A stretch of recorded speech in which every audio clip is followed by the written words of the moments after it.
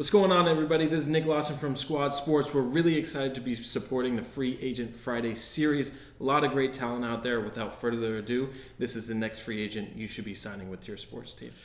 All right, we're back for another Free Agent Friday, and today I've got Bill Beach with me. How are you, Bill? Doing great. How are you doing? Pretty good. Nice and sunny out this morning, and you can't complain. Yeah, so, that was our weekend here, but a little dreary today. I'm hoping for some good weather to get up to the mountains later in the week. Yeah, that's a great area. So let's jump in. Why don't we start with your where you went to school? You know, any degrees that you have. Yeah, so originally from Ohio, I did my undergrad at the Mount St. Joseph's University. Now, previously it was College of Mount St. Joseph's, with a degree in business administration, focuses on management and economics. From there, I went to Ohio University and entered their master's in sports administration program, where I've got the MSA and then an MBA as well. Nice. Ohio University has some good programs there for sports. Mm. What part of Ohio are you from? From Springfield. So if you're not familiar with the area, it's right on the I-70 beltway between Dayton and Columbus. West of Columbus? Yep. A little bit? Mm-hmm. Nice. At what point did you decide like you wanted to work in sports? So I actually have some family in the business, and you know, you always hear stories about, guess who I met? I met Hulk Hogan after a WWF show over the weekend, and you know, me being a little kid's like, you met Starstruck. Hulk? Yeah. And so, you know, it started out with just that sounds really cool, to realizing that 5'4" Bill Beach isn't going to play pro lacrosse. But I'm fascinated by that industry and want to be on the other side of it. I don't want to be the product on the field. I want to put the product out there. And so really the bug got put in my ear about halfway through undergrad, and I committed to that path probably my junior year and just went after it. Well, do you have like a dream job, so to speak? The goal has always been to be a VP of partnerships in the NFL. That's kind of the upper tier goal for me. I just, talking to some friends that are in the NFL, it just seems like the perfect package of everything as far as the creativity, the assets. It seems like it'd be the perfect fit if I can ever get to that part. And then what is your role that you're looking for now? Anything specific?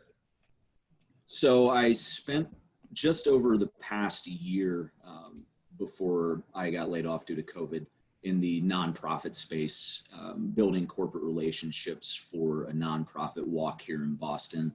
So I would like to stay within that corporate development partnerships area. That's where I find my skills best used, especially on the creative side, and kind of ideating new things that somebody's not really thinking of with assets of the property and then the company that I'm talking to.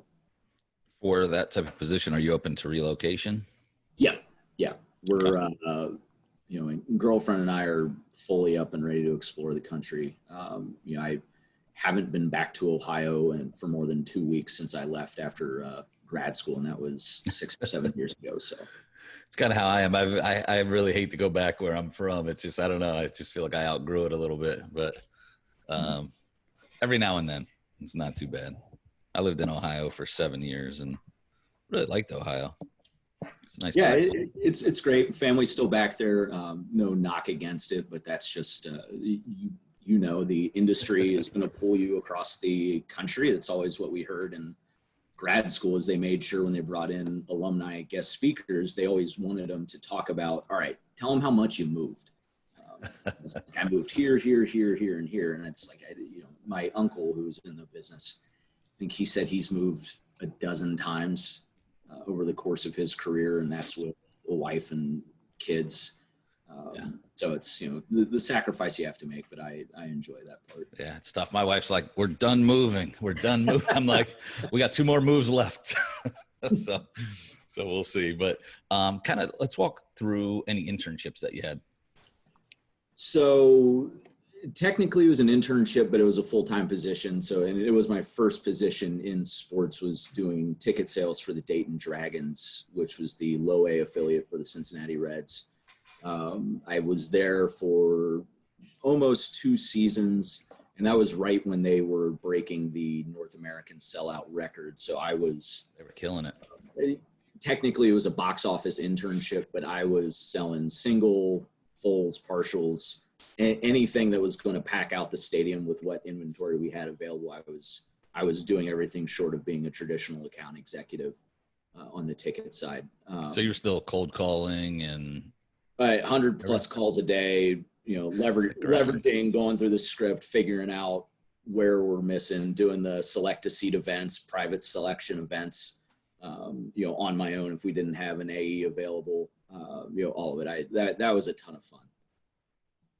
After that, I've done through grad school, I had an opportunity to do a short internship at Las Vegas Motor Speedway during there. I think at the time they only had the one NASCAR race. So we did the spring NASCAR race out there for a couple of weeks with the marketing team. And then a short, more marketing innovations internship for a week and a half with the National Sports Forum out in San Diego at the same time I was out in grad school. So, I mean, you've got to go to a couple cool places, pretty early on. You don't complain about a free trip to San Diego when you're a broke grad student. Exactly. So what was your first full-time role then? Outside of Dayton? So outside of Dayton, I got a job with a small sports marketing company called Alliance Sport Marketing out of grad school. So I graduated on a Monday. By Friday, I think I was in Nashville and in the office working. So that role, I was trying to build new business, and that was a little different. It was a blank canvas, and we could do whatever we wanted around any event. We were kind of serving as the third-party reps for brands and then events, but also running events for them across the country. And I was with them for almost 5.5 years. I transitioned into managing everything in New England for them after about a half year in Nashville. So with that, did you do just, fulfillment and the ops side of the partnerships, or were you also selling? Both. So I was, we had our niche in working with highway safety agencies across the country. So I was managing and running all of our event requirements across the New England states we had contracts for, and also going out if somebody wasn't, we did a lot of racetrack work. So if a small racetrack wasn't fulfilling or sending in their POPs, I'd have to go out to take pictures to prove that the signs were up. But managing inventory of all our promo items, and then also trying to build new books of business in whatever category we thought would play with the properties we had relationships with. So you were there for what, almost 4 years? Roughly, that was 2013. Yeah, so just over 4 years. Nice. So where'd you go from there? So from there, at the time, the dream was to work in pro lacrosse. And I got an opportunity with Major League Lacrosse in Boston to become their sponsorship, sales, and fulfillment manager. And I was there for about 2 years. And the title was a little deceptive because I also managed our licensed product line, and then also all of our trademarks. And that was with the licensed goods, but also team and league trademarks, on top of trying to build my own book of business and then managing the current book of business. Any deals that really stick out to you that you worked on there? Trying to think of my favorite. The equipment ones were always the favorite ones. I actually, one of my favorite memories is I had called on, it was True Temper Sports, and you wouldn't believe, and you should really check out their website. They are into so much more than golf shafts. Everyone thinks that they're just a golf company. They have the bulk of the golf shaft market share in the world, I think. but they do hockey, they do lacrosse, they do tennis, and they're all over the place. And so I had been in discussions with their lacrosse manager for almost the entire time I was with the league, and we finally got to a place, and it was more on they just weren't, the lacrosse line was still in its infancy, and so getting them along in their the product lifestyle where it made sense to have a professional relationship, at the highest tier of the sport. It takes time, but some of the ideas we came out with that, capitalizing on their ability to completely customize as far as the graphics that you can put on a lacrosse stick. So it's got the player's name, number. If they've got a special image for the city they're playing for, they can put that on there, and creating some fan-oriented interactions around what those handles would look like throughout the year. And then the other one on the licensing side was I was approached by a company that was trying to create a new trading card line for the league. And so over the course of probably a year and a half, I worked with them to develop a trading card line. And that's probably one of the coolest things in my professional career is my name's on the box of those trading cards, as a special thanks for getting it off the ground. Oh, nice. Did they make a card for you at all? No. Come on, man. You got to work that in, man. Come on. I didn't want to go that far, but I bought a box for Christmas to send to my dad because he used to collect baseball cards. And I thought it was the coolest thing in the world. After I left, I went to a Boston Cannons game and they were selling them there. And I didn't know they were doing it. And so I picked up a box and I saw my name there and I was just like, I had one of those moments where you're like, wow, that's real. It's crazy. That's cool. It's a cool project to be part of. Mm-hmm. I would have worked in a card for myself, at least one, just. Yeah, I probably could have. I mean, they made a Santa Claus card for the holidays. Oh, nice. So I probably could have. I still Next time my contact there every now and then. I might have to see if I can work that in. What would you say is your biggest skill that you'll bring to a new position? Just given that I've taken some risks as far as the jobs I've taken, I don't think I've really taken a traditional path. I've done some weird stuff with my career.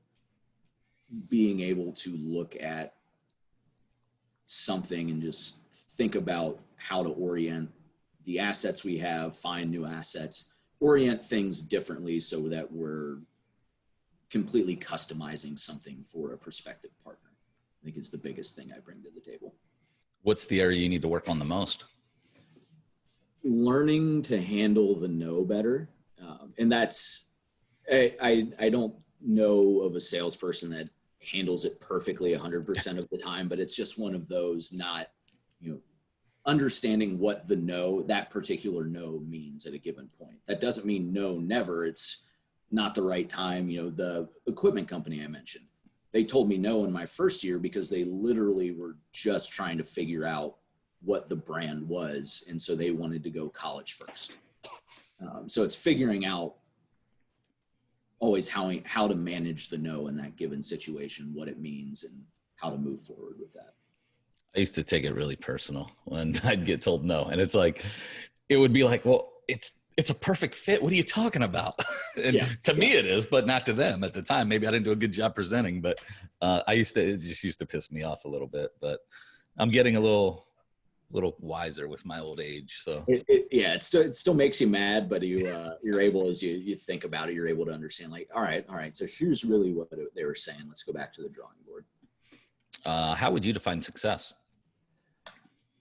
For me, success is getting to that finish line that has been laid down in front of you and then having it moved further down the field again for the next challenge. It's always trying to find a way to, all right, cross the goal line, let's bump it out another 30 yards and let's see where we can go from there. How about a fun fact about yourself?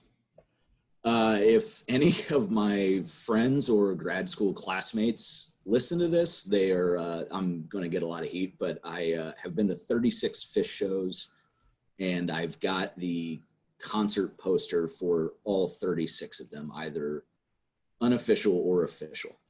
What is a Fish show?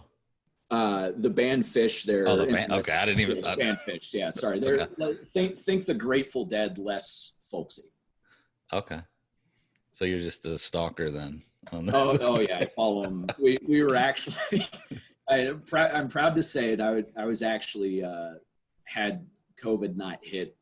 I was getting ready in about a week to take off on about a week and a half long trip with some buddies out to California and Nevada to go follow them around for 5 or 6 shows. Nice. That's pretty cool though. Just different venues and stuff. Have you met the band? I've met their bassist. He's, everybody always tells stories about how they've randomly run into the drummer, the guitarist in New York, or the keyboardist in Vermont. But just the bassist, I don't know how I would react. I tend to fanboy a little bit too much and lock up when I meet the people that are on like that. Oh, that's classic, man. I love it. I love it. Man, that's awesome. Well, we'll do what we can to help you get some exposure. Appreciate you joining me. If anything you think of that I can do for you, just let me know.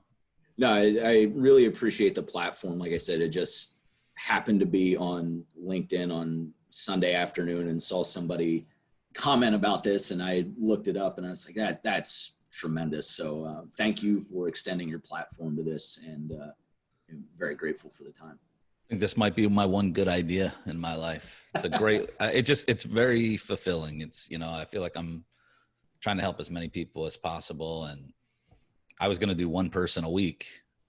And when I got over 100 messages, I was like, I need to do more than that. So I'm going to get as many as I can done. And hopefully people will continue to share and help each other out. I mean, that's the cool thing about, our industry. And I think America in general is that genuinely we want to help people. We want to, see people succeed. I know I do. And so we'll keep pushing, but thanks again.